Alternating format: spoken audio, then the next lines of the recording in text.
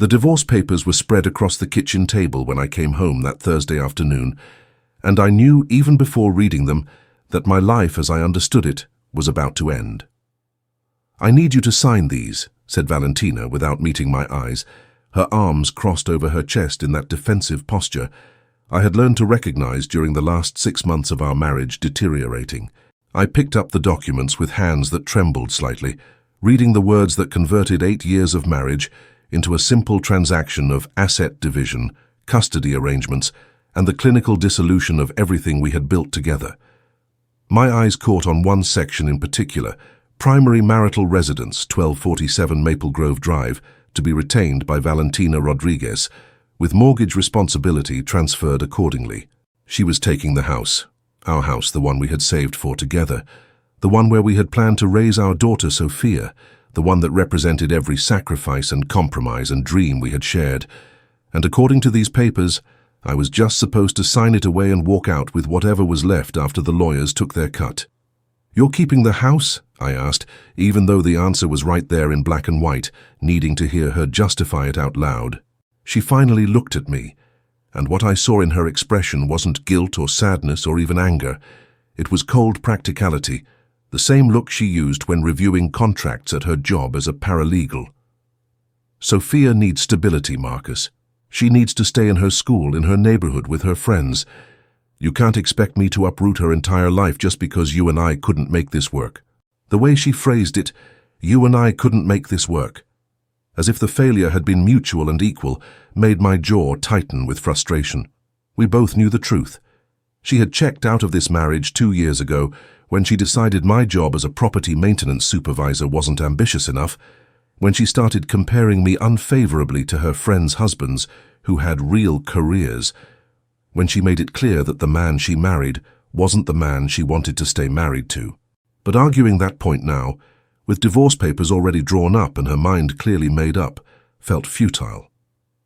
"Where am I supposed to live?" I asked, hearing the edge of desperation in my voice and hating it. "The house has a mortgage of $2,100 a month. I've been paying half of that. If you take the house, you take the payment too. How are you going to afford that on your salary?" She had clearly prepared for this question, pulling out her own folder of documents with the efficiency of someone who had been planning this conversation for weeks. "I've already talked to the mortgage company about refinancing in just my name. My parents are going to help with the down payment to buy out your equity. You'll get $32,000, which is your half of what we've built up over the years. That should be enough for you to find an apartment and get settled." $32,000 sounded like a lot until you factored in that I would need first month, last month, and security deposit for any decent place, plus furniture, since she was apparently keeping everything in the house, plus all the other costs of starting over from scratch at 34 years old. It would disappear faster than morning fog, leaving me with nothing but an empty apartment and the reality that I had spent 8 years building equity in a home that was now entirely hers. "And what about Sophia?" I asked, my voice cracking slightly on my daughter's name. "I still get to see her, right? This isn't you trying to cut me out of her life." Valentina's expression softened fractionally, the first glimpse of the woman I had fallen in love with breaking through the armor she had constructed for this conversation. "Of course you can see her. I'm not a monster, Marcus. You're her father and she loves you. We'll do joint custody, alternating weekends and one night during the week. It's all spelled out in the papers." I looked down at the custody section, reading the clinical language that reduced my relationship with my 8-year-old daughter to a visitation schedule and pick-up protocols. Alternating weekends meant I would miss half of her childhood moments, half of her soccer games, half of her school events, half of the random Tuesday evenings when she wanted to show me something she learned or tell me about her day. The thought of becoming a part-time father, of my little girl growing up in a house where I no longer lived, felt like someone had reached into my chest and squeezed my heart until it stopped beating properly. "I need some time to think about this," I said, pushing the papers away from me like they were contaminated. "This is my life you're asking me to sign away, my home, my daily time with my daughter, everything. I can't just agree to it in one afternoon." Valentina's face hardened again, sympathy replaced by impatience. "There's nothing to think about, Marcus. This is happening whether you cooperate or not. My lawyer says we can do this amicably and split things fairly, or we can fight it out in court and waste money on legal fees while making everything worse for everyone, especially Sophia. But either way, I'm done with this marriage. I'm done pretending we're going to magically fix things. I'm done living with someone who has no ambition, no drive to be more than what he is right now. Her words cut deeper than the divorce papers because they revealed what she really thought of me, what she had probably been thinking for years but had finally stopped bothering to hide. In her eyes, I wasn't a good man who worked hard and provided for his family. I was a disappointment, a failed investment, someone who hadn't become the successful husband she felt she deserved. And no amount of arguing or defending myself would change her mind, because her assessment wasn't based on who I actually was, but on who she had decided I should have become. I signed the papers 3 days later, not because I agreed with them or thought they were fair, but because Valentina made it clear that fighting would only drain what little money I had and delay the inevitable. The $32,000 equity check arrived 2 weeks after that, and I deposited it into my account with a sinking feeling in my stomach, watching my entire contribution to 8 years of marriage and home ownership get reduced to a number on a screen. I found a one-bedroom apartment in a cheaper part of town, nothing like the neighborhood where Sophia would continue living with her mother, and signed a lease that took $1,200 of my monthly income despite being half the size of the house I had just lost. The apartment was generic and soulless, beige walls, worn carpet, the kind of place where people landed temporarily while trying to figure out their next move. Except I had no idea what my next move was supposed to be, no vision of how to rebuild a life that felt like it had been demolished down to the foundation. I bought a mattress, a small couch from a thrift store, a table and 2 chairs, the bare minimum needed to create something that resembled a home, but felt more like a storage unit for my diminished existence. The first weekend Sophia stayed with me in the new apartment was one of the hardest experiences of my life. She walked in with her little overnight bag, looked around at the empty space with wide eyes, and asked with the brutal honesty of an 8-year-old, "Why is your house so small, Daddy? And where's all your stuff?" I had to explain in terms she could understand that Mommy kept our old house and most of the furniture, and this was Daddy's new place where we would have different adventures together. She tried to be brave about it, tried to act like it was okay, but I could see the confusion and sadness in her eyes as she processed that her parents' separation wasn't just some abstract concept, but a real, tangible change that meant her father now lived in a sad little apartment instead of the home she had always known. We ordered pizza and watched movies on my laptop since I didn't have a TV yet, and she fell asleep on the air mattress I had set up for her in the living room because the bedroom was barely big enough for my own bed. Watching her sleep, I felt a crushing weight of failure that went beyond just the divorce. I had failed to give my daughter the stable, intact family she deserved, failed to be successful enough to keep my wife interested, failed at the most important things a man was supposed to do. The weeks turned into months, and I fell into a routine that felt more like survival than living. Work as a property maintenance supervisor, paid the bills but left nothing extra, especially after child support and my share of Sophia's expenses came out of my paycheck. I would wake up early, go to work managing repairs and maintenance issues for a portfolio of rental properties that my employer owned, come home exhausted to my empty apartment, and spend evenings trying not to think about how far I had fallen from where I thought my life would be at 34. The weekends with Sophia were precious but painful, a reminder of everything I was missing during the weeks when she was with Valentina. I would see her growing and changing, developing interests and friendships and inside jokes with her mother that I wasn't part of, becoming a person whose daily life I only experienced in fragments.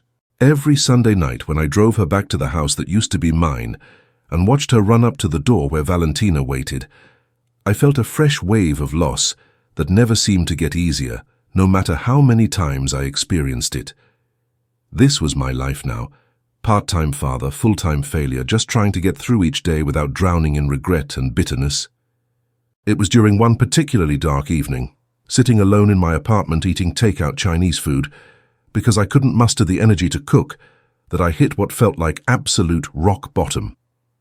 My bank account showed $847 after paying all the bills for the month, which meant I had exactly zero buffer for emergencies or unexpected expenses.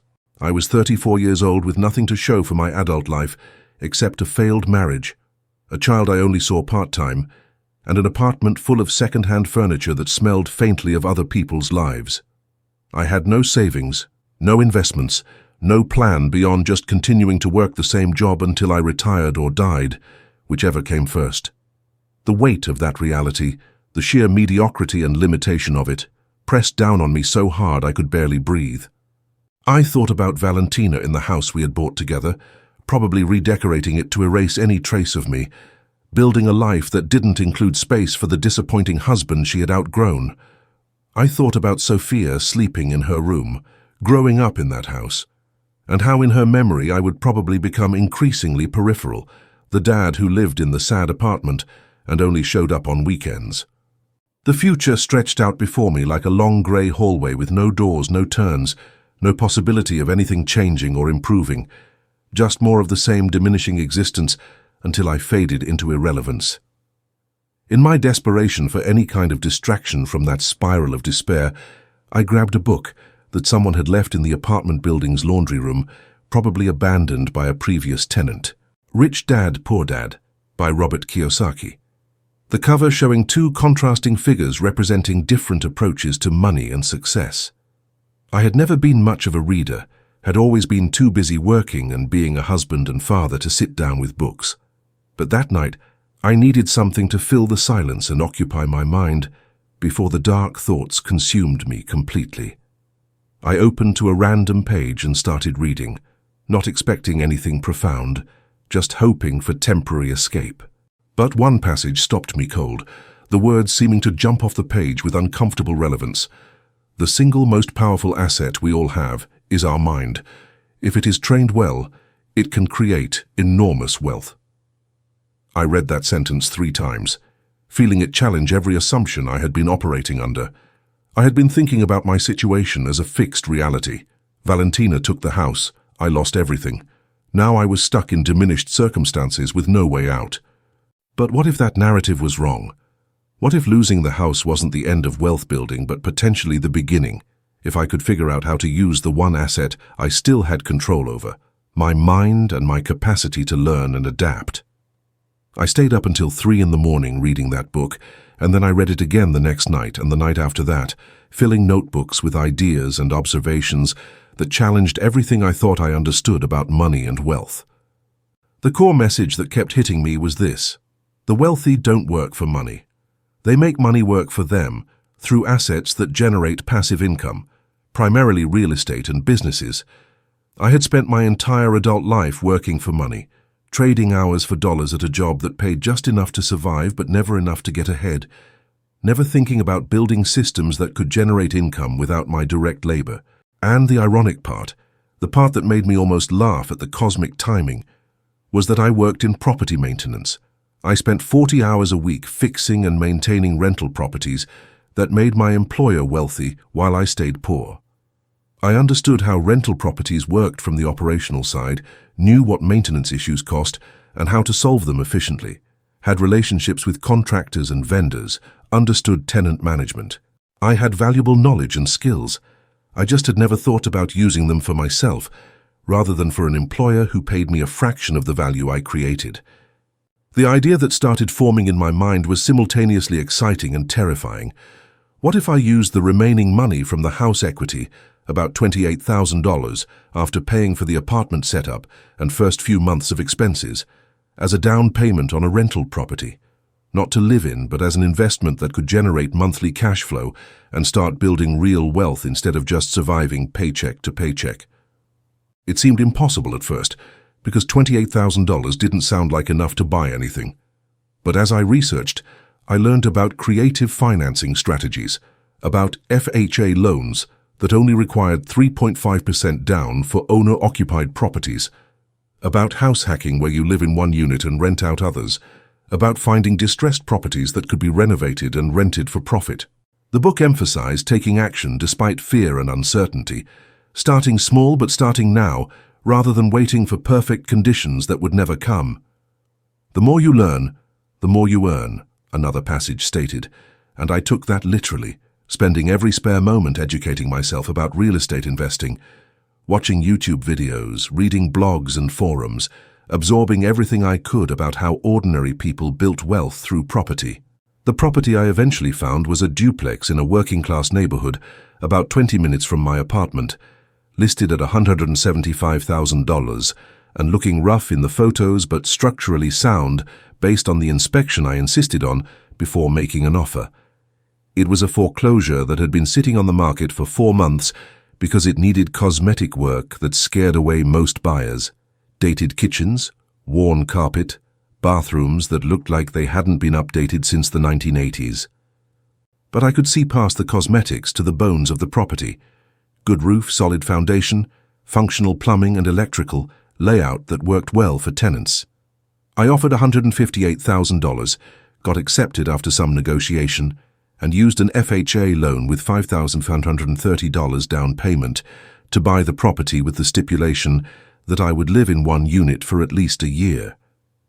The remaining equity money went toward closing costs and immediate repairs I could do myself, ripping out old carpet and refinishing the hardwood floors underneath, painting everything fresh, neutral colors, replacing cabinet hardware and light fixtures to make the kitchens and bathrooms look updated without spending thousands on full renovations. I worked nights and weekends for 6 weeks, exhausted but driven by a vision that I was finally building something that belonged to me, something that could change my trajectory instead of just maintaining the status quo. I moved into one unit of the duplex, which was actually nicer than my apartment and cost me nothing in rent since I owned it, and rented out the other unit for $100 per month to a couple I carefully screened through my property management connections. My total mortgage payment, including taxes and insurance, was $1,250 per month, which meant the rental income covered 88% of my housing costs, and I was only out of pocket $150 per month while building equity in an asset that I owned. It wasn't immediately profitable in terms of cash flow, but it was so much better than throwing away $200 a month on an apartment that built zero equity, and more importantly, it proved the concept could work. After living there for 13 months to satisfy the FHA requirement, I moved back to a cheaper apartment and rented out both units of the duplex, one for $100 and one for $150, total income of $20,150 per month against a $1,250 mortgage, generating $900 per month in positive cash flow before expenses. With property taxes, insurance, maintenance reserves, and vacancy allowance, I was netting about $550 per month in actual profit. $550 didn't sound life-changing, but it represented something profound. Money that came in whether I worked or not, income generated by an asset rather than my labor, the beginning of the passive wealth-building system the book had described. That first property was the proof of concept I needed to believe this path was actually possible. I took the $550 monthly cash flow and saved every dollar of it in a separate account labeled Next Property Fund, refusing to touch it for any living expenses, no matter how tempting it was when unexpected costs came up. Within 18 months, I had saved $9,900 from the rental income, combined it with extremely aggressive saving from my job income by living frugally in my cheap apartment, and had enough for another down payment. The second property was a small single-family house that needed more work, bought for $142,000 with $5,000 down, renovated over 3 months of nights and weekends, and rented for $2,300 per month against a $1,050 mortgage. After expenses, it generated about $600 per month in cash flow. Now I had 2 properties producing a combined $1,050 per month in passive income, and more importantly, I had a proven system. Find properties below market value that needed cosmetic work I could do myself, use leverage to minimize cash outlay, renovate efficiently to increase value and rental income, refinance or use the cash flow to fund the next purchase. It wasn't fast or glamorous, but it was working, steadily and systematically building wealth in a way that working a job never could. For the first time since the divorce, I felt something other than despair when I thought about the future. I felt possibility, growth, the sense that I was climbing out of the hole rather than just living in it.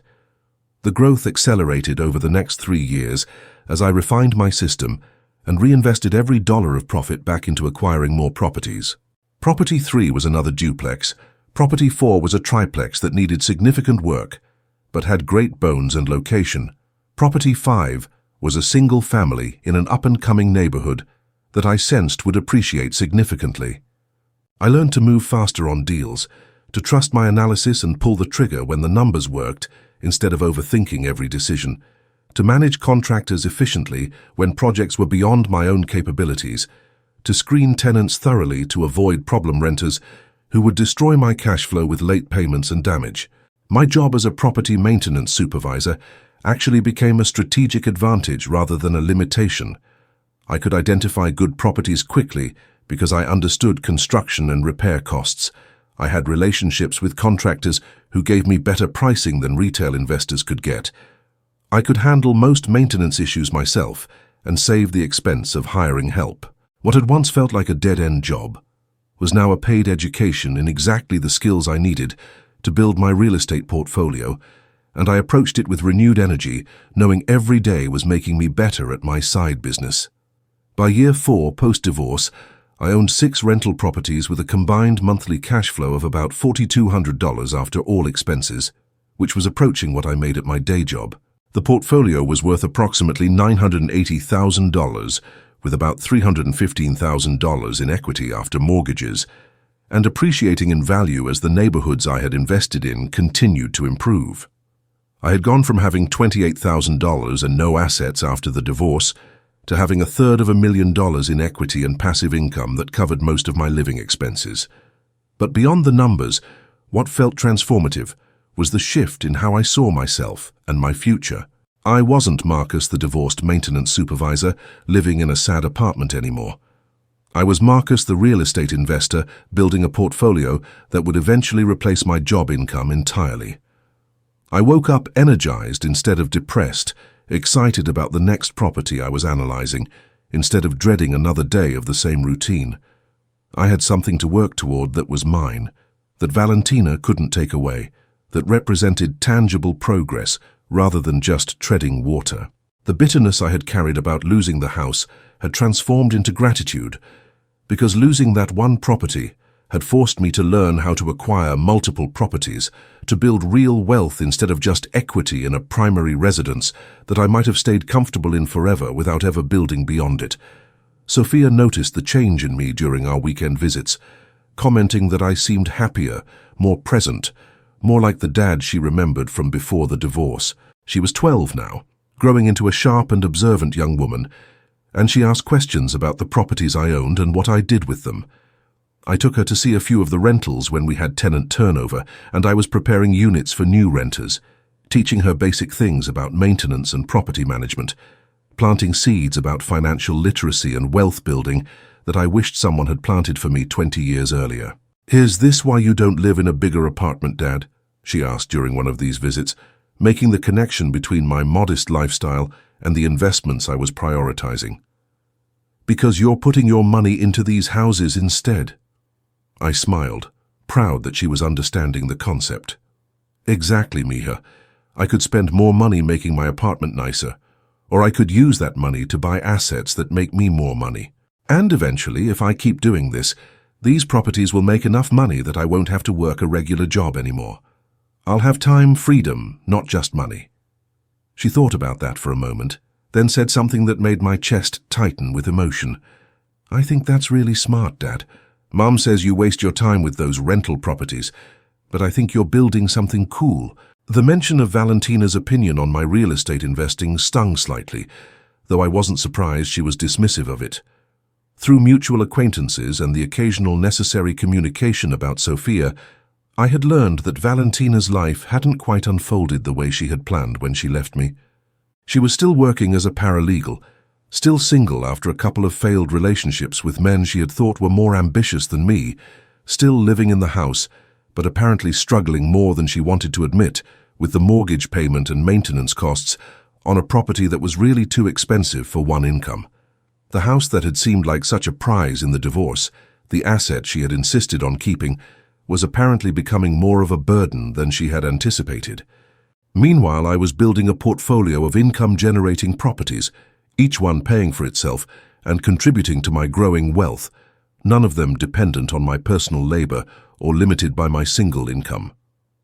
The irony wasn't lost on me, though I tried not to indulge in schadenfreude when I thought about it. My focus was forward, on the next property and the next milestone, not backward on proving anything to my ex-wife, who had already proven through her choices that her values and mine were fundamentally incompatible. Property 7 through 9 came in rapid succession over the next 18 months, as I got more sophisticated in my approach and had more capital to deploy from the cash flow and equity in my existing properties. I did my first cash-out refinance on Property 1, the original duplex that had appreciated significantly and now had enough equity to pull out $45,000 tax-free, which I used as down payments on 2 more properties. I brought on a property manager to handle day-to-day tenant issues for a fee of 8% of rent, which reduced my profit margins slightly but freed up enormous amounts of time and mental energy that I had been spending on maintenance calls and rent collection. The business was scaling beyond what I could manage alone while working full-time, and professional management was the key to growing further without burning out. By the end of year 6 post-divorce, I had 9 rental properties generating $7,800 per month in cash flow after all expenses including property management, with total portfolio value exceeding $1.8 million and equity around $620,000. I was wealthy on paper, and increasingly wealthy in practice as the monthly passive income grew to the point where it exceeded my living expenses even when I stopped living so frugally. I upgraded to a nicer 2-bedroom apartment so Sophia would have her own proper room when she visited, bought a reliable used car to replace the aging vehicle I had been driving, started actually enjoying life instead of just grinding through it with deferred gratification. It was during year 7, while I was analyzing potential property number 10, that I got a phone call that would bring everything full circle in a way I never could have anticipated. "Marcus, it's Valentina." Her voice on the other end of the line sounded strained, uncertain, nothing like the cold confidence she had projected during the divorce. We hadn't spoken directly in over 2 years, communicating only through text messages about Sophia's schedule and needs, and hearing her voice triggered a complex mix of emotions I thought I had fully processed. "Hey," I said carefully, keeping my tone neutral. "Is everything okay with Sophia?" There was a pause, and I could hear her taking a breath like she was gathering courage for something difficult. "Sophia's fine. This is actually about something else. I need to talk to you about a business matter. Do you have a few minutes?" A business matter with my ex-wife, who had dismissed my real estate investing as a waste of time, was not something I had on my bingo card for that day, but curiosity overrode caution. "Sure, what's going on?" I asked, sitting down at my kitchen table with my laptop open to the property analysis I had been working on, half my attention still on the numbers while I waited for her to explain. "I'm in a difficult situation financially," she said, and I could hear the humiliation in her voice at having to admit this to me of all people. "The house, it's become too expensive for me to maintain on my own. The mortgage is manageable, but the property taxes keep going up, and I've had major repair expenses this year. The roof needed work, the HVAC system died and had to be replaced, the water heater went out. I've drained my savings trying to keep up with everything, and I'm behind on the mortgage payment by 2 months. The bank is starting foreclosure proceedings." I felt a complicated surge of emotions hearing this. Not satisfaction exactly, but a kind of vindication that the house she had fought to keep, the symbol of her victory in the divorce, had turned into a financial albatross exactly as I had privately suspected it might. "I'm sorry to hear that," I said, "and I mostly meant it despite the history between us. What does this have to do with me?" She hesitated again, and I could almost feel her pride crumbling over the phone line as she forced herself to ask, "I heard through Sophia that you own rental properties now. Multiple properties, that you've done well with real estate investing." "I do okay," I said carefully, not wanting to reveal too much but also not wanting to downplay what I had built through years of hard work and sacrifice. "I own 9 rental properties currently, working on acquiring number 10. It's been a good investment strategy."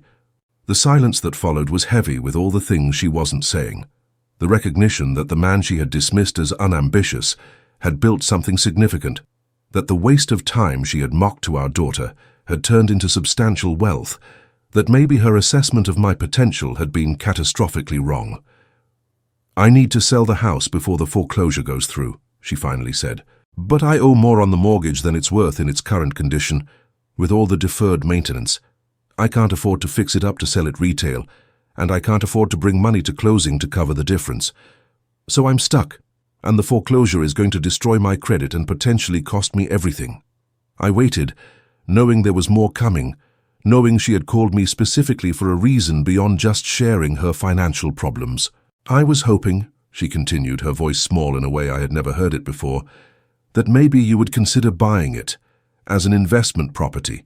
You could assume the mortgage or buy it subject to, and I could walk away without the foreclosure on my record."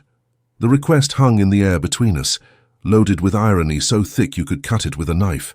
The house she had insisted on keeping in the divorce, the property she had forced me to sign over to her while I walked away with a fraction of its value, she was now asking me to buy as a rental investment to save her from foreclosure.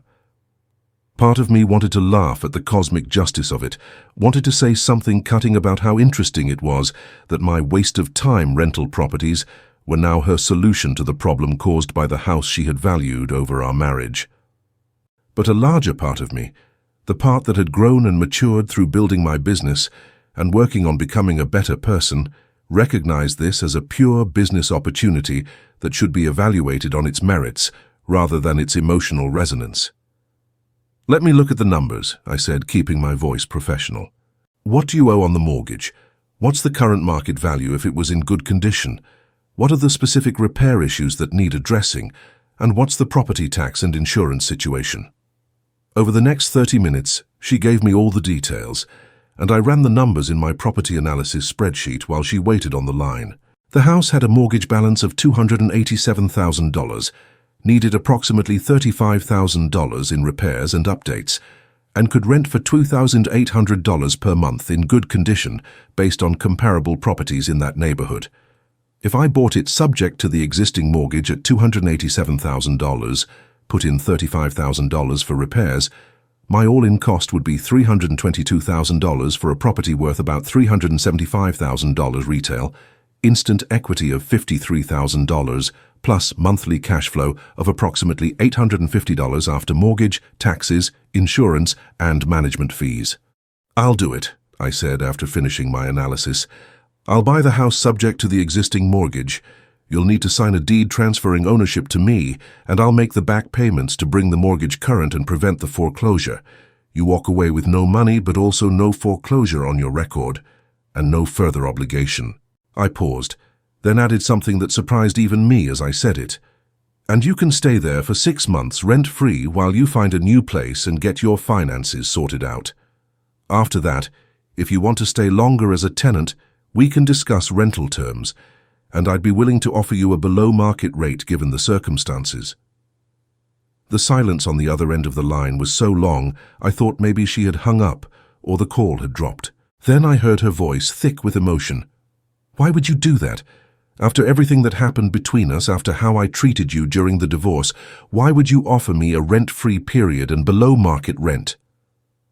I thought about that question carefully before answering, wanting to be honest with both her and myself about my motivations, because holding on to bitterness doesn't serve me, and because helping you helps Sophia by keeping her mum financially stable. And honestly, Valentina, because I can afford to be generous now in a way I couldn't have been 7 years ago. You were right that I needed to be more ambitious. You were just wrong about what form that ambition should take. The transaction closed 3 weeks later, with Valentina signing over the deed to the house, in exchange for me assuming the mortgage and bringing the payments current.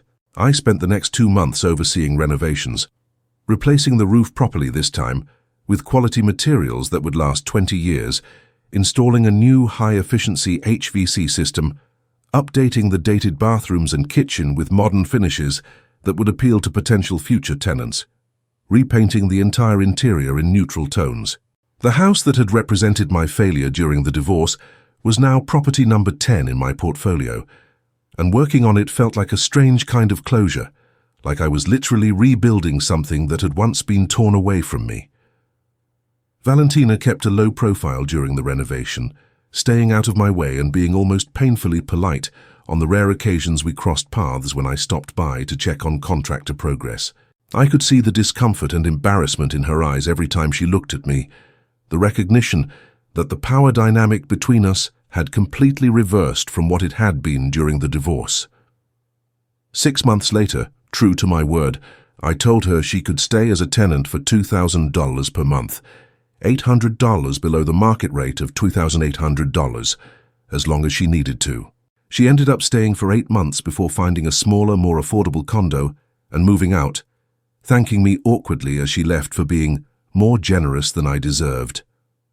After Valentina moved out, I renovated the house one more time to optimize it for rental rather than owner occupancy, converted one of the larger bedrooms into 2 smaller ones to increase the bedroom count and rental appeal, and leased it to a family for $2,850 per month, with the mortgage at $287,000 at 4% interest. The monthly payment was $1,405, plus $420 for property taxes, $180 for insurance, $228 for property management, 8% of rent, and $285 budgeted for maintenance and vacancy reserves. Total expenses of $2,518 per month against $2,850 in income, generating $330 per month in positive cash flow. It wasn't the highest cash flow property in my portfolio, but it was solid, and more importantly, it represented something symbolic. I now owned the house that my ex-wife had kept in the divorce, but this time as an investment that made me money rather than a primary residence that drained my income. The full circle nature of it was almost too perfect to be real, and I sometimes thought about what my divorced self 7 years ago would have said if someone had told him this was how the story would unfold. He probably wouldn't have believed it was possible, would have seen it as fantasy rather than achievable reality, because he didn't yet understand that circumstances don't define you. Your response to circumstances does. The portfolio continued to grow over the next 2 years as I refined my systems and hired a small team to help me scale beyond what I could manage personally. I brought on an acquisition specialist to help me find and analyze deals, a renovations project manager to oversee the increasingly complex rehab projects I was taking on, and upgraded to a full-service property management company that handled everything from tenant screening to maintenance coordination to financial reporting. The business was becoming a real company rather than just a one-man operation, and my role was shifting from doing everything myself to being the strategic leader who set direction and made key decisions while the team executed. By year 9 post-divorce, I owned 15 properties with a total portfolio value of $3.2 million, equity of approximately $1.1 million, and monthly cash flow of $40,500 after all expenses. I had replaced my job income multiple times over, and I was seriously considering quitting the property maintenance supervisor position to focus full-time on growing my real estate business. The decision felt monumental because that job had been my stability and safety net for so long, but it was also clearly holding me back from the next level of growth that was possible if I could dedicate full attention to the business. Sophia was 15 now, navigating the complex world of high school with the intelligence and resilience she had inherited from both her parents, and our relationship had deepened considerably over the years as she matured enough to understand and appreciate what I had built. She spent alternating weeks with me and Valentina now rather than just weekends, and she had started expressing interest in learning more about real estate investing and business. "Dad, I've been thinking," she said one evening while we were having dinner at my apartment. "When I graduate high school, instead of going straight to a traditional 4-year college, what if I worked with you for a year or 2 learning the real estate business? Like an apprenticeship or something. You could teach me how to find properties, how to analyze deals, how to manage renovations, all the practical stuff you've learned. And then maybe I could go to college after that, with real-world experience and a clearer sense of what I want to do." The proposal caught me off guard, but filled me with a kind of pride I had rarely experienced. My daughter wasn't just acknowledging what I had built, she was asking to learn from it, to potentially carry it forward into her own future. "I think that's an incredibly mature and strategic idea," I said carefully. But what does your mum think about it? Sophia made a face. Mum thinks I should go straight to college and get a real education and a stable career. But Dad, I've watched her struggle financially my whole life, even with her college degree and her job. And I've watched you build something real that actually generates wealth and freedom. Which path makes more sense? The question hung in the air, and I thought carefully about how to respond in a way that was honest without denigrating Valentina or pushing my own agenda too hard. Both paths have value, I said finally. Your mom's education and career have given her skills and stability, and there's nothing wrong with that approach. But you're right that there are different kinds of education and different definitions of success. What I've built works for me because I'm willing to take risks and put in the work and think differently about how to generate income. If that appeals to you, if you genuinely want to learn this business, then yes, I would be honored to teach you everything I know. But it has to be your choice based on what you want, not a rejection of your mom's values or a way to take sides in our old conflicts. She nodded thoughtfully. It's not about taking sides. It's about learning from both of you. The discipline and work ethic and education from Mom, and the entrepreneurial thinking and financial strategy from you. I want both, not one or the other. That response showed a maturity and wisdom beyond her 15 years, and it made me realize that maybe the divorce, as painful as it had been for everyone, had given Sophia something valuable, the ability to see multiple paths and synthesize the best from each parent, rather than being limited to one worldview. Then let's make a plan, I said. You focus on finishing high school strong, maybe take some business and real estate courses online in your spare time, and we'll structure a proper apprenticeship program for after graduation. By the time you're my age, you'll have knowledge and experience that most people never get. I did end up quitting my job as property maintenance supervisor about 6 months after that conversation with Sophia, finally making the leap to full-time real estate investing after years of straddling both worlds. The decision was easier than I expected, because by that point, my passive income was triple what I had been making at the job, and my time was the limiting factor preventing me from scaling the business further. My last day at work was surreal, saying goodbye to colleagues I had worked with for over 15 years, closing out projects and transferring knowledge, walking out of that building for the final time as an employee rather than returning the next day. There was no dramatic exit or speech about following my dreams. I just quietly transitioned into the next phase of my life with gratitude for what the job had taught me and excitement about what full-time entrepreneurship would allow me to build. Within 3 months of going full-time, I acquired 3 more properties because I could move faster on deals, negotiate better because I was available during business hours, and oversee renovations more closely without trying to squeeze everything into evenings and weekends. The business accelerated in ways that wouldn't have been possible while splitting my attention, and I started to see the exponential growth curve that happens when you remove artificial constraints and commit fully to something. Property 18 through 22 came in rapid succession over the next 18 months, a mix of single-family homes, small multifamily buildings, and one small commercial property that I converted into retail space on the ground floor with apartments above. I was getting more sophisticated in my approach, looking at different property types and strategies, implementing value-add renovations that forced appreciation rather than just hoping markets would go up, refinancing properties to pull out equity and recycle capital into new deals. The business was generating approximately $23,000 per month in net cash flow across 22 properties, with a total portfolio value approaching $5 million and equity exceeding $1.8 million. I had built real wealth, the kind of wealth that provided security and options and freedom, and I had done it systematically through education and discipline and consistent action over years rather than through luck or inheritance, or getting in early on some speculative investment. Every property represented lessons learned, mistakes made and corrected, small improvements to my system that compounded over time into significant advantages. The Marcus, who had signed away the house in the divorce settlement 7 years ago, would have been shocked to see what that loss had catalyzed. Not just financial success, but a complete transformation in mindset and capability. The relationship with Valentina had settled into something that resembled friendly acquaintance. the bitterness from the divorce finally fading into mutual respect based on our shared commitment to Sophia's well-being and her grudging acknowledgement that I had built something impressive. We saw each other regularly at Sophia's events, soccer games, school performances, parent-teacher conferences, and could have civil, even warm conversations that focused on our daughter rather than dredging up old conflicts.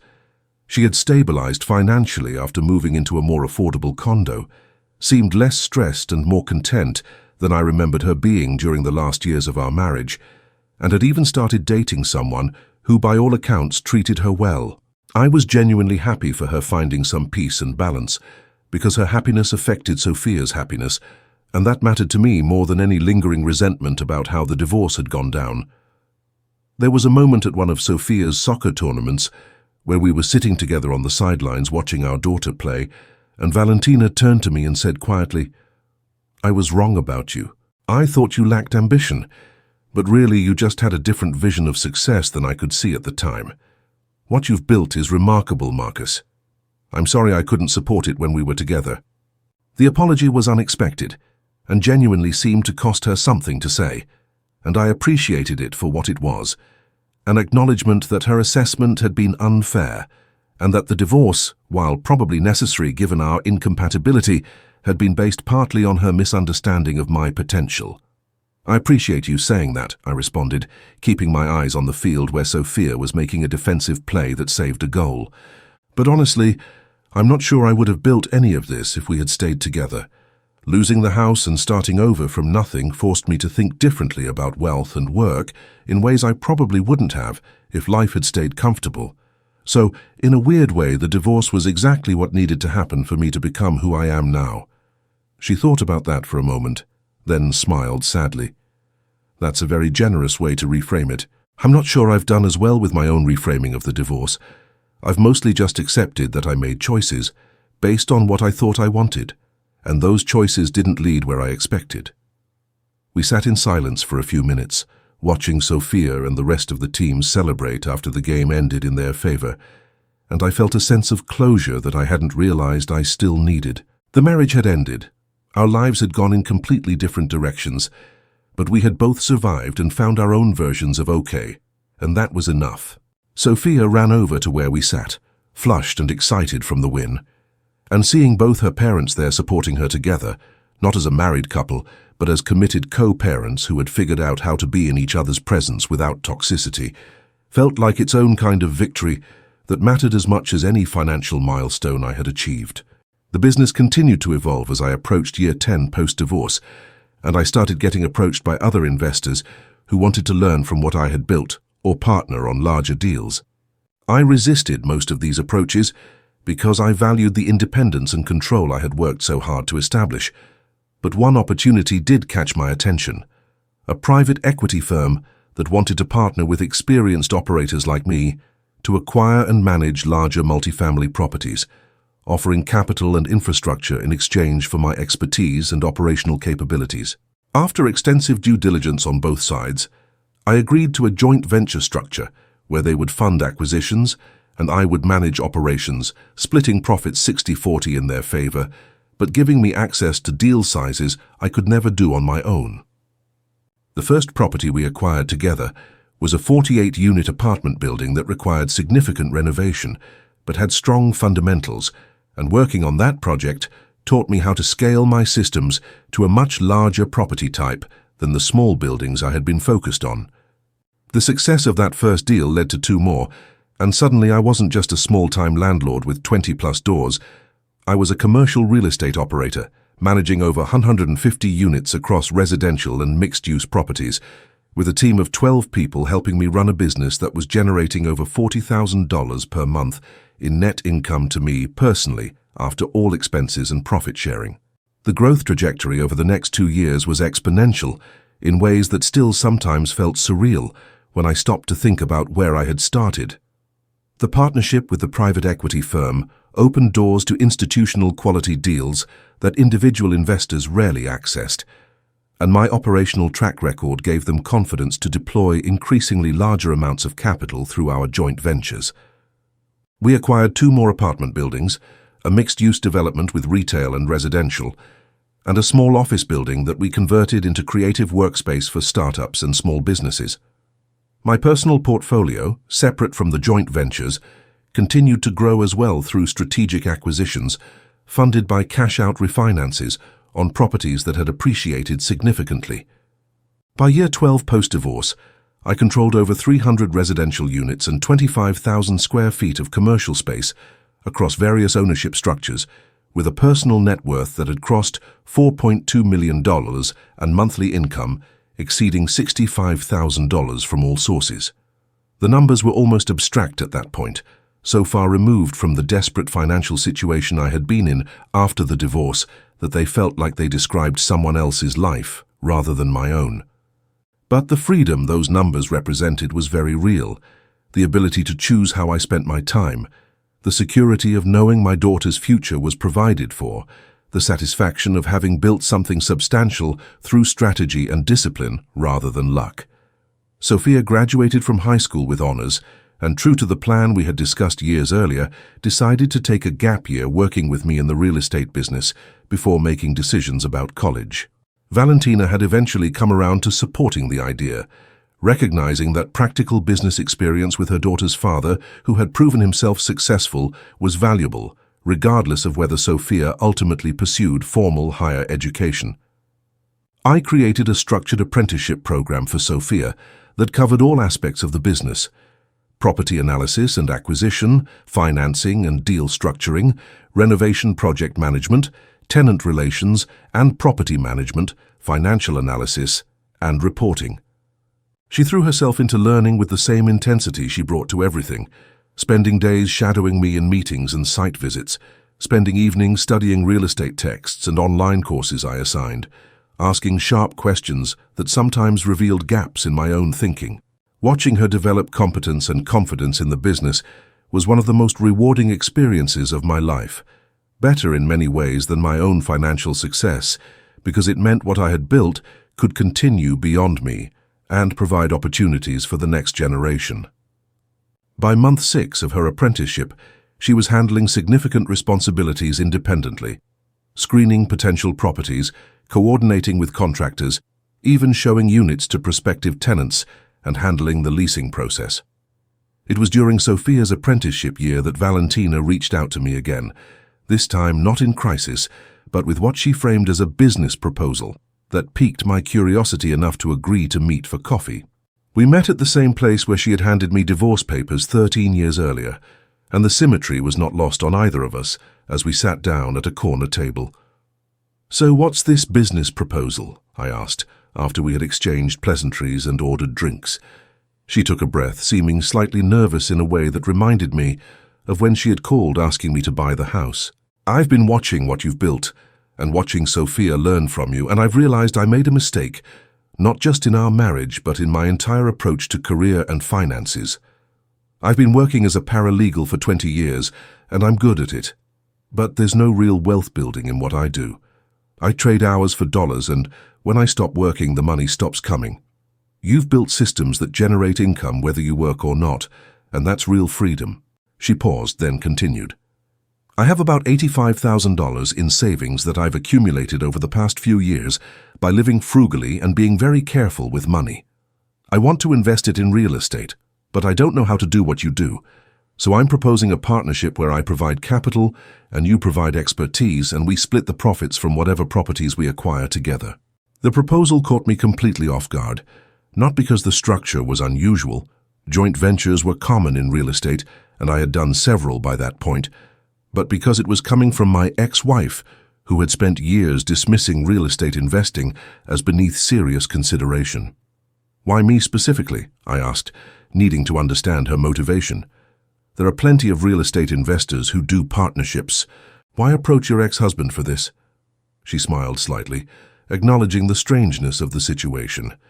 "Because I trust you, honestly. I've seen how you operate. I know you're honest and strategic, and actually good at this, and I know you wouldn't screw me over even though you'd have every right to given our history. Plus, working together on this would be another way for Sophia to see that her parents can cooperate even after everything that happened between us. She's mentioned a few times how much she respects that we've managed to be civil and supportive of each other for her sake. This would extend that in a new direction. I considered the proposal from multiple angles, looking for downsides and complications. Working with an ex-spouse on business deals had obvious potential for awkwardness and conflict, but we had proven over the years that we could maintain appropriate boundaries and professional courtesy. And $85,000 was real capital that could fund a solid acquisition, especially combined with leverage and my operational expertise. "I'll consider it under a few conditions," I said finally. "First, this has to be a pure business relationship with clear legal documentation, operating agreement, defined roles and responsibilities, dispute resolution procedures, exit terms if either of us wants out. No handshake deals or assumptions based on our personal history. Second, I make all operational decisions because this is my area of expertise, and I won't have someone second-guessing my judgment on properties or management just because they have capital at risk. You can review and approve the initial acquisition and major strategic decisions, but day-to-day operations and tactical choices are mine. Third, we split profits 60-40 in my favor because I'm bringing expertise, systems, and taking on operational responsibility beyond just capital. Your $85,000 is valuable, but my knowledge and infrastructure is what will turn that capital into returns." I watched her process those terms, seeing her weigh her options and recognize that they were fair even if they didn't give her equal partnership. "Deal," she said, extending her hand across the table. 60-40 split, you control operations, everything documented legally. When do we start?" I shook her hand, sealing what had to be one of the stranger business partnerships in real estate history, and couldn't help but smile at the absurdity and appropriateness of it. The woman who had left me because I wasn't ambitious enough was now asking me to help her build wealth through the exact methods she had once dismissed. Life's sense of irony never disappointed. We found the property 3 months later, a 6-unit apartment building in a transitional neighborhood that needed moderate renovation, priced at $425,000 with strong rental fundamentals. Valentina's $85,000 covered the 20% down payment. I arranged financing for the remaining $340,000, and we split closing costs. I managed the renovation over 8 weeks, upgrading units with modern finishes while keeping costs controlled through my contractor relationships and bulk purchasing systems. Once renovated and fully leased, the building generated $5,100 per month in total rent against $2,800 in total expenses, including mortgage, producing $2,300 per month in net cash flow, $1,180 to me, and $920 to Valentina based on our 60-40 split.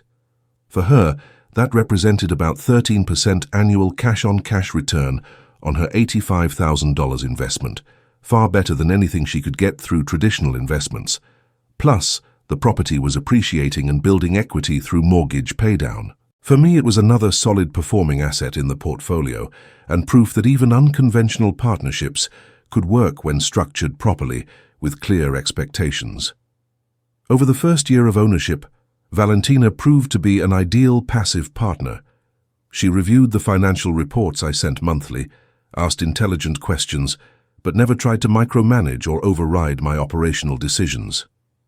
The building performed exactly as projected, and by year-end, we had built up $47,000 in additional equity through appreciation and principal paydown on top of the cash flow we had both received.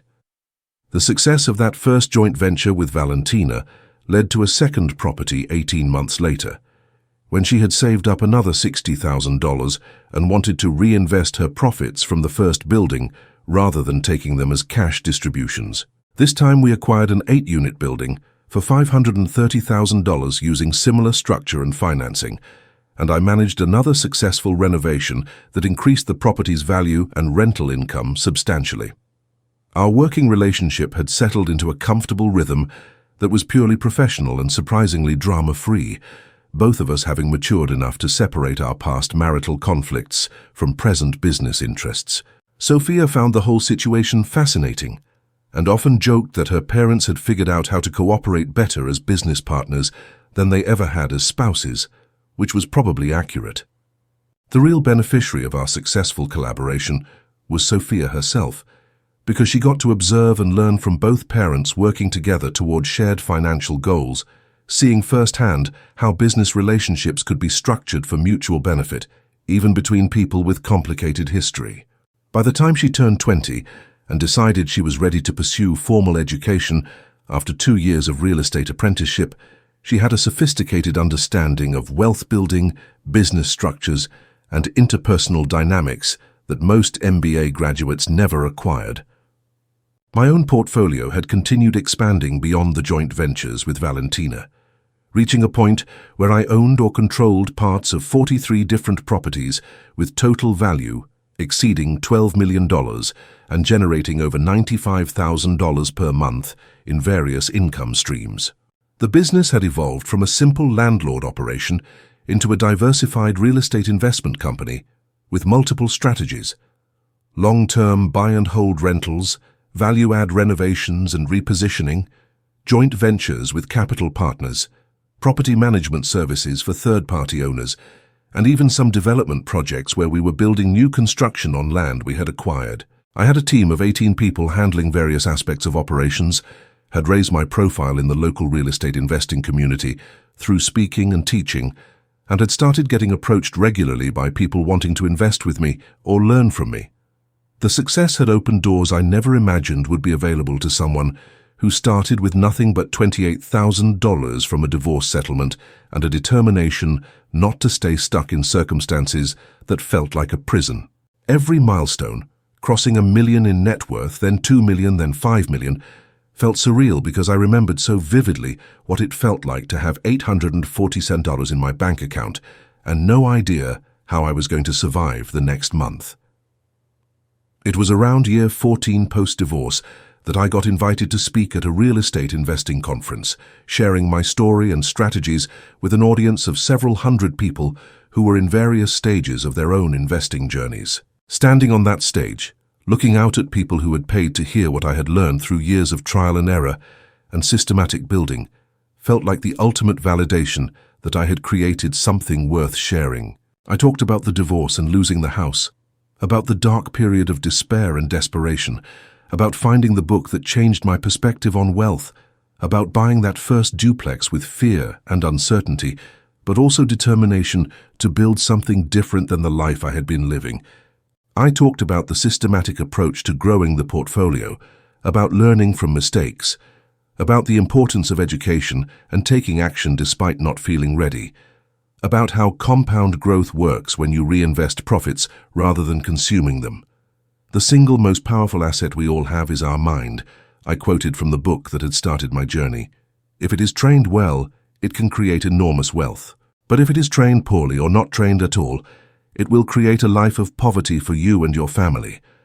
The audience responded with intensity that surprised me, asking questions that revealed how many of them were in similar situations to where I had started, looking for hope that transformation was actually possible. After the presentation, dozens of people approached wanting to share their own stories or ask for advice, and I stayed for hours talking to everyone who wanted to connect. One conversation in particular stood out. A woman in her early 40s who had recently gone through a devastating divorce where her husband had kept most of the assets, leaving her feeling like she had wasted 20 years building someone else's life rather than her own. "Your story gives me hope that it's not too late to start," she said, tears in her eyes. "I'm 42. I have almost nothing, and I've been so depressed thinking my best years are behind me, and I'll never recover from this. But you started at 34 with nothing and built all this. If you could do it, maybe I can too." I looked at this woman who reminded me so much of my own desperate self from years ago, and I felt a responsibility to give her the same gift that book had given me. Belief that change was possible, that circumstances were just starting points rather than destinations, that the mind could be trained to create wealth regardless of what had been lost. "You absolutely can do it," I told her with conviction. "Not might, not maybe, and you can. The question isn't whether it's possible, it's whether you're willing to educate yourself and take action and persist through the inevitable challenges. If you are, then this divorce will turn out to be the best thing that ever happened to you, just like mine was for me." That conversation, and dozens of others like it over the following months as I did more speaking and teaching, crystallized something important. My purpose had evolved beyond just building personal wealth into helping others escape the limiting beliefs and circumstances that kept them trapped in lives they hadn't chosen and didn't want.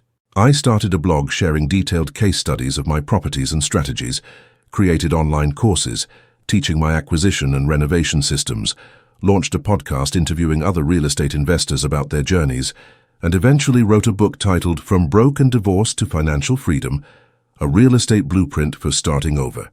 The book combined my personal story with practical frameworks and step-by-step guidance, written specifically for people who felt like they had lost everything and didn't know how to rebuild. It wasn't a bestseller or anything close, but it sold steadily and generated regular messages from readers who said it had changed their trajectory, and that impact meant more to me than the modest royalties it generated. I had taken my pain and my recovery and transformed it into something that could help others avoid or escape similar pain, and that felt like the ultimate redemption of everything I had gone through. The divorce and the house loss that had seemed like pure tragedy at the time had become the foundational story of transformation that gave hope to people who needed it most. Sophia graduated from college with a degree in business and real estate, having attended part-time while continuing to work with me in the business and managing several properties independently by her senior year.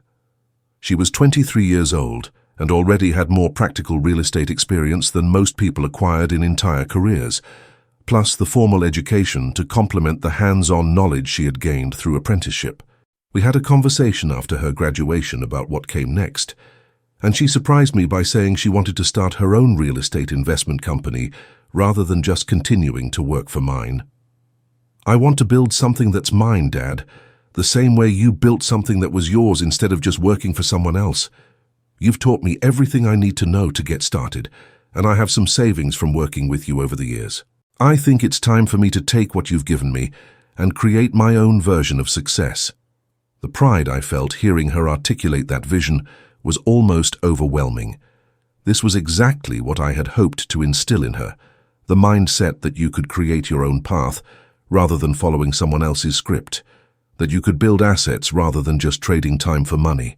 I offered her a joint venture partnership similar to what I had with her mother, where I would provide mentorship and some capital to help her get started while she maintained control and ownership of her own company.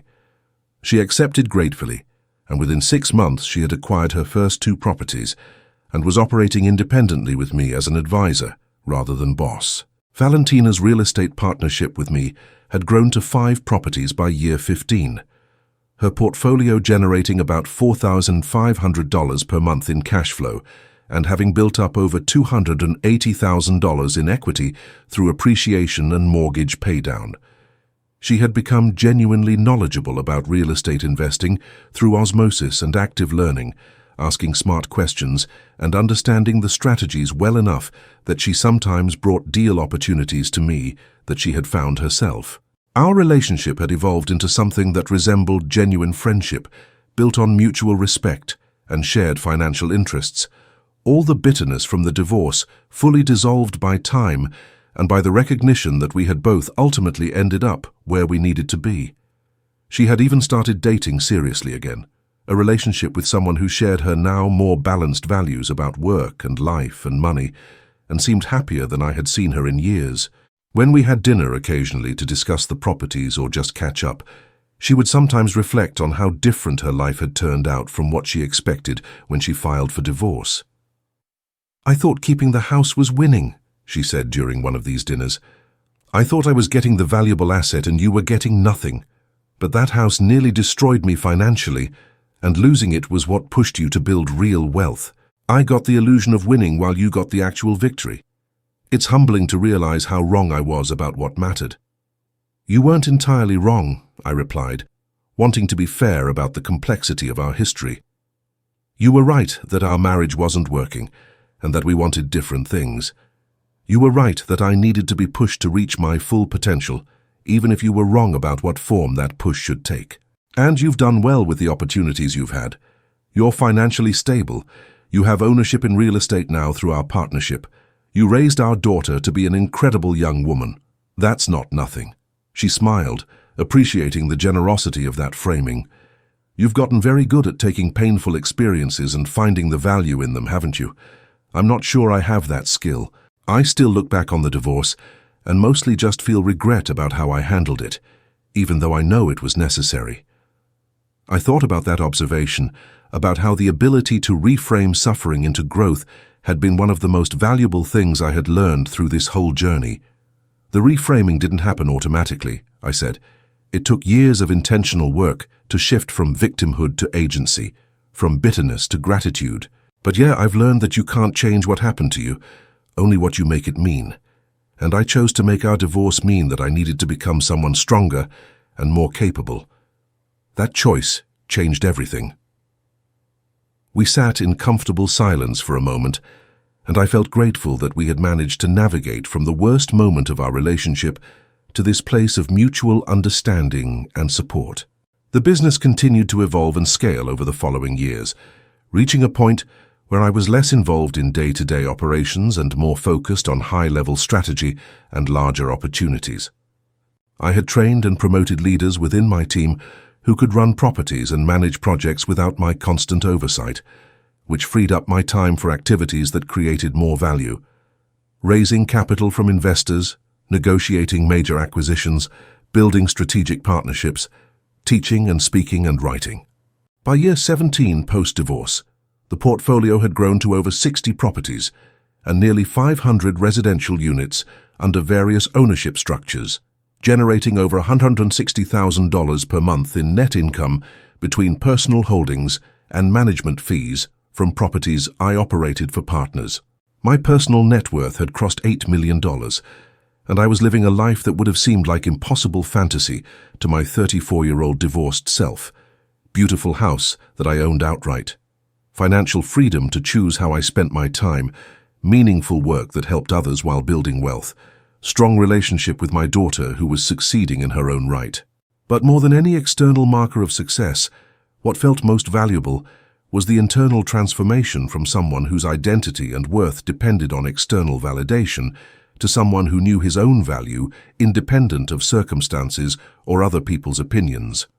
Looking back on the entire 17-year journey from devastating divorce to this moment, I could see clearly how every painful experience had been necessary preparation for what came next, teaching lessons that couldn't have been learned any other way. Losing the house had forced me to learn how to acquire multiple houses.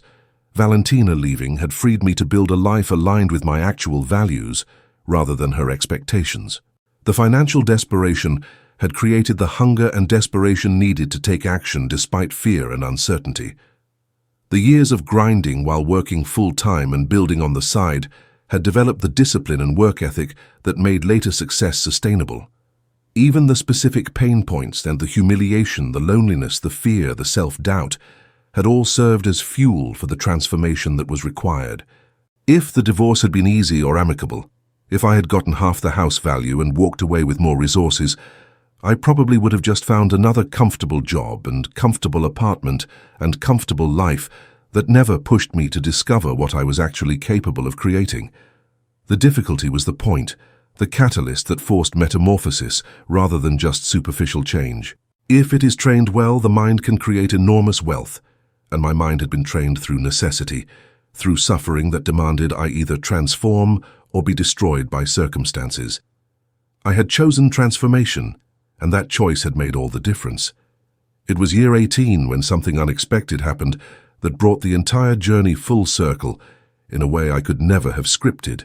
I got a call from my property manager about one of the apartment buildings in my personal portfolio, the 6-unit building I owned jointly with Valentina. "Marcus, we have a situation. One of the tenants in Unit 3 is 3 months behind on rent, and we've started the eviction process per your standard policy. But she's asking if she can speak with you directly before we proceed, says she knows you personally." I felt a strange premonition before even asking the next question. "What's the tenant's name?" There was a pause as my property manager checked the file. "Valentina Rodriguez. Wait, isn't that your—" "Yes," I interrupted, my mind racing to process this information. "That's my ex-wife. She's also my business partner who owns this building with me. Let me handle this directly." I called Valentina immediately, concern overriding any other emotion. Val, what's going on?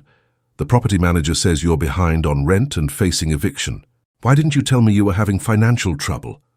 Her voice on the other end was tight with stress and embarrassment. I lost my job 2 months ago.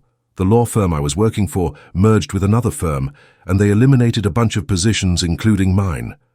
I've been looking for another paralegal position, but the market is terrible right now, and I'm 48 years old, competing against people half my age, willing to work for less money. I've been using savings to cover expenses, but it ran out faster than expected, and the rent on this place is $1,850 a month, which is more than I can afford right now without income. I was too embarrassed to tell you because you're my business partner, and you've already helped me so much over the years. I didn't want to be a charity case again. You're not a charity case. You're the mother of my daughter, and someone I care about as a friend, I said firmly. And more importantly, you're my business partner with significant equity in multiple properties we own together. You have options here. I paused, thinking through the situation strategically. Here's what we're going to do. First, I'm cancelling the eviction immediately.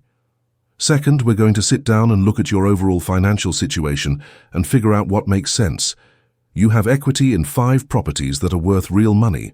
We can either sell 1 or 2 properties and give you cash, or we can refinance to pull out equity, or we can structure something else entirely. But you're not getting evicted from a property you partially own because of temporary cash flow issues. That's absurd. I could hear the relief and emotion in her voice when she responded. Thank you, Marcus. I don't know what to say. After everything, after how I treated you during the divorce, you're still looking out for me. We met the next day and reviewed her entire financial situation in detail.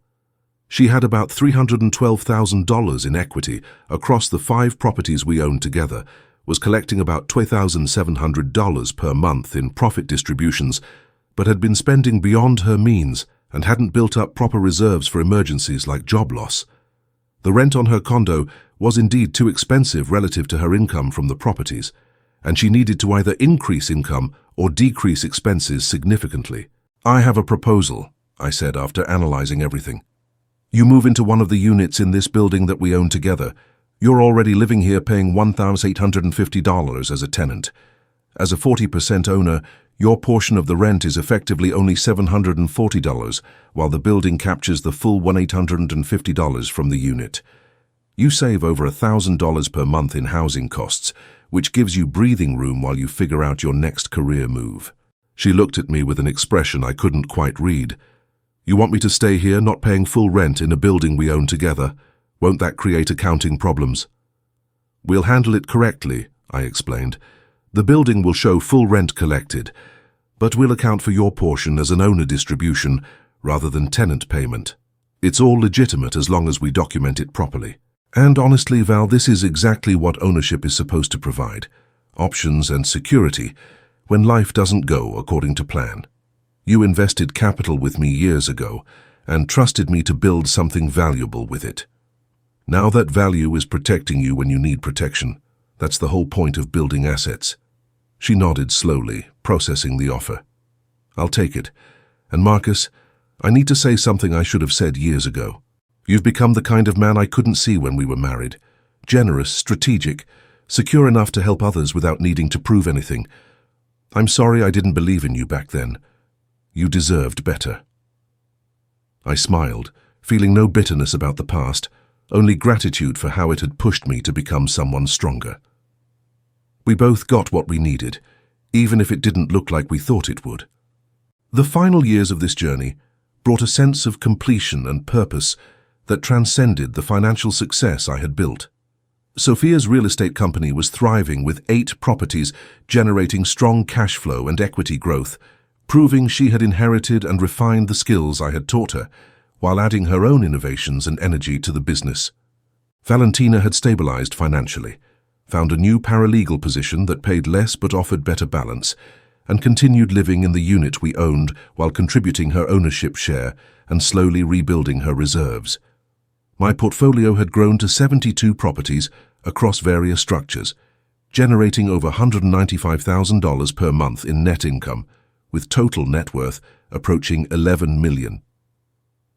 But the numbers, impressive as they were, no longer defined my sense of achievement the way they had in earlier years, when every milestone felt like validation that I wasn't the failure my ex-wife had implied I was during the divorce. Now the numbers were just scorekeeping for a game I had already won internally.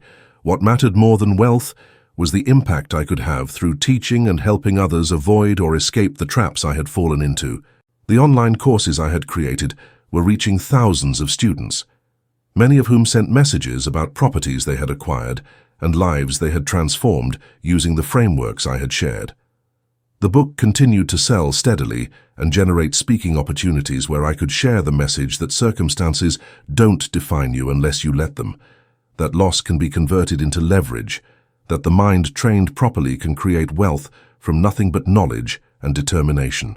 I started a scholarship fund that provided capital for people coming out of difficult divorces who wanted to invest in their first rental property but lacked resources, essentially giving others the head start I hadn't had and helping them compress their timeline to financial freedom.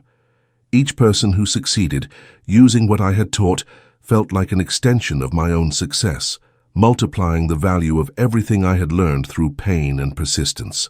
There was a moment during a real estate conference where I was speaking to an audience of about 800 people, sharing the story of how I went from signing away my house in a divorce to owning 10 times that many properties through systematic action and education.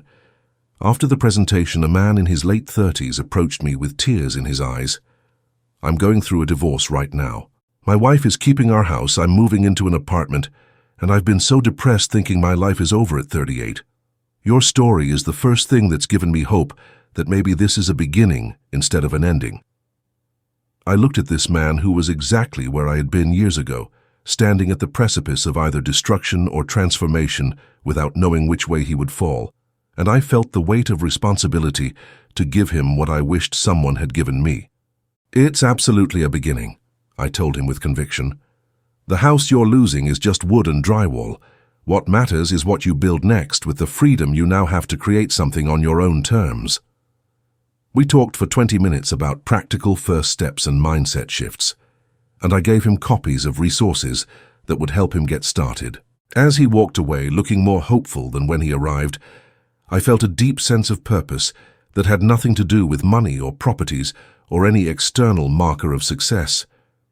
This was why the divorce had happened, why I had to lose everything and rebuild from nothing, why the pain had to be so severe and the climb so difficult, so that I could stand on a stage years later and tell someone else that transformation was possible, that suffering could be converted into strength, that loss could become the foundation for building something better than what was lost. The divorce that had seemed like the end of my life had actually been the beginning of my real life, the catalyst that forced me to become someone who could help others through their own catalytic moments. Valentina had given me an unintentional gift by leaving when she did, and though she had fought to keep the house, I had ended up with something infinitely more valuable, the knowledge, skills, capability, and purpose to build wealth and meaning from nothing but determination and education. Looking back on 20 years of journey from that devastating Thursday, when divorce papers sat on the kitchen table, to this moment of abundance and impact, I could see the perfect logic of it all, even though it had felt like chaos and cruelty at the time. Every loss had created space for gain. Every closed door had forced me to find a better one. Every moment of despair had contained the seeds of transformation if I chose to plant them instead of drowning in bitterness. The mind trained well through necessity and education had indeed created enormous wealth. Not just financial, but wealth of knowledge, relationships, purpose, and the deep satisfaction of knowing I had converted my greatest pain into my greatest contribution. My ex-wife had kept the house after the divorce, and now I owned 10 properties, then 20, then 40, then 72, each one a testament to what becomes possible when you refuse to let circumstances define your ceiling, when you train your mind to see opportunity in devastation, when you take action despite fear and build systems despite uncertainty. The house Valentina fought to keep had nearly destroyed her, while losing it had freed me to build an empire. And now, years later, we both understood which of us had actually won that divorce, not through defeating each other, but through me discovering that losing everything was exactly what I needed to find out who I could become when there was nothing left to lose and everything to build.